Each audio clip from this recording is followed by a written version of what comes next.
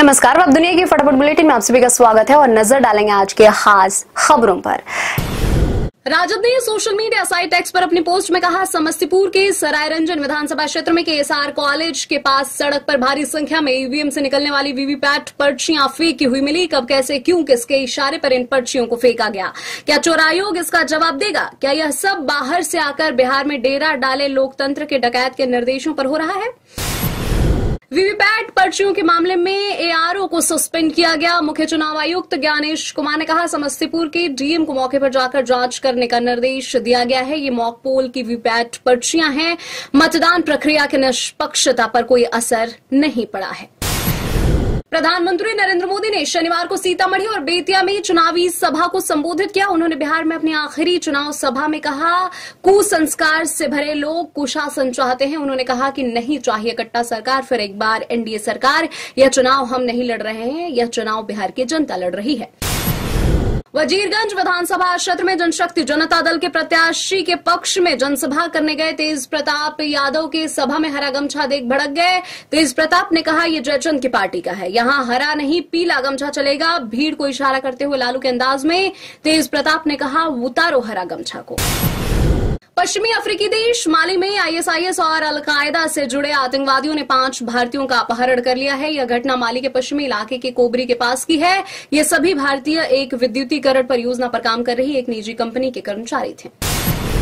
देश के पूर्व गृह मंत्री और भारत रत्न लालकृष्ण आडवाणी आज 98 वर्ष के हो गए हैं। प्रधानमंत्री नरेंद्र मोदी ने उन्हें जन्मदिन की शुभकामनाएं दी। एक्स पर लिखे पोस्ट में पीएम मोदी ने आडवाणी के लिए अच्छे स्वास्थ्य की कामना की।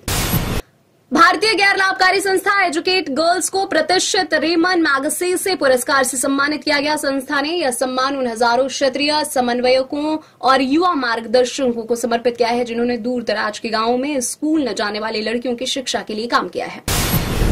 भाजपा नेता राजनाथ सिंह ने भभुआ की चुनावी रैली में साधा राहुल गांधी पर निशाना। कहा, यदि राहुल गांधी को वाकई अनुसूचित जाति, जनजाति और अल्पसंख्यकों की चिंता है तो उन्हें लोकसभा में इन समुदायों में से किसी को विपक्ष का नेता बनाना चाहिए था। गृह मंत्री अमित शाह ने सुपौल रैली में कहा, बिहार में राहुल गांधी की दुकान बंद हो जाएगी क्योंकि विधानसभा चुनाव में विपक्षी गठबंधन इंडिया का सफाया हो जाएगा। कहा, अगर आप नहीं चाहते कि घुसपैठिए बिहार के अगले मुख्यमंत्री का फैसला करे तो उन्हें बचाने के लिए यात्रा निकालने वाली राजद कांग्रेस को हटाए। कांग्रेस महासचिव जयराम रमेश ने कहा, 1 दिसंबर से शुरू होने वाले संसद के शीतकालीन सत्र में असामान्य रूप से देरी और कटौती की गई है। सरकार के पास कोई विधायी कामकाज नहीं है तथा चर्चा भी नहीं होने दी जाएगी। इस साल शीतकालीन सत्र में महज 15 कार्य दिवस होंगे। कांग्रेस अध्यक्ष मल्लिकार्जुन खड़गे ने बिहार विधानसभा चुनाव में राजग की जीत संबंधी प्रधानमंत्री नरेंद्र मोदी और केंद्रीय गृह मंत्री अमित शाह के दावों को खारिज किया। खड़गे ने कहा, इन नेताओं का 400 पार वाला दावा भी लोकसभा चुनाव में पूरी तरह गलत साबित हुआ।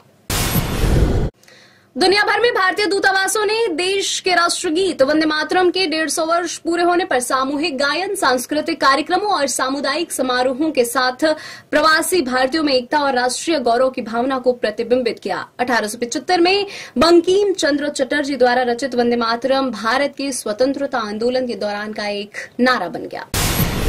एयर इंडिया की मुंबई लंदन उड़ान में तकनीकी खराबी। उड़ान AI 129 को पहले सुबह जल्दी रवाना होना था, लेकिन उड़ान पूर्व जांच के दौरान विमान में तकनीकी खामियां पाए जाने के बाद इसकी उड़ान स्थगित कर दी गई। यात्रियों के अनुसार पहली घोषणा में 30 मिनट की देरी का उल्लेख किया गया था। विमान 1 घंटे से ज्यादा समय तक रुका रहा।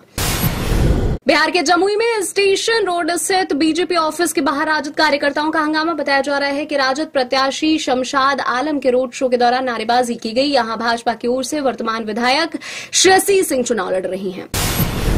AIMIM नेता असदुद्दीन ओवैसी का घुसपैठियों के मामले में भाजपा पर निशाना। ओवैसी ने अररिया की चुनावी सभा में कहा, घुसपैठिए के नाम पर सीमांचल के लोगों को बदनाम करने की साजिश की जा रही है। मध्य प्रदेश के श्योपुर में एक सरकारी स्कूल में बच्चों को रद्दी कागज पर मिड डे मील परोसा गया। सोशल मीडिया पर इसका वीडियो वायरल होते ही हड़कंप मचा। कांग्रेस ने इस मामले में मध्य प्रदेश के मोहन सरकार यादव को घेरा है। जिम्मेदार शिक्षक को सस्पेंड कर दिया गया है। चेन्नई सुपर किंग्स के फैन के लिए बड़े खुशखबरी आई है। फ्रेंचाइजी के सीईओ काशी विश्वनाथन ने पुष्टि की है कि महेंद्र सिंह धोनी IPL 2026 में भी पीली जर्सी में खेलते नजर आएंगे। वह सिर्फ खेलेंगे ही नहीं बल्कि टीम की रणनीति और प्लानिंग में भी अहम भूमिका निभाएंगे। एशिया कप ट्रॉफी विवाद पर बीसीसीआई सचिव देवजीत सैकिया ने कहा, तनाव कुछ कम हुआ है और अब विभिन्न विकल्पों पर काम किया जाएगा। आईसीसी बैठक से इतर नकवी के साथ अच्छी बातचीत हुई। एशिया कप ट्रॉफी विवाद को सौहार्दपूर्ण ढंग से सुलझाने का फैसला किया है।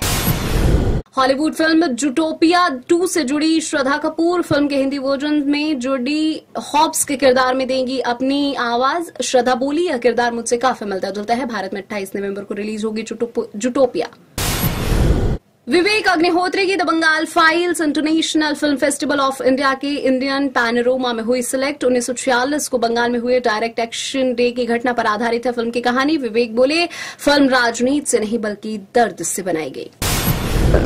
ये थे आज के फटाफट बुलेटिन। ऐसे ही ताजा अपडेट्स के लिए बने रहे हमारे साथ, यानी कि विजिट करें वेब दुनिया पर।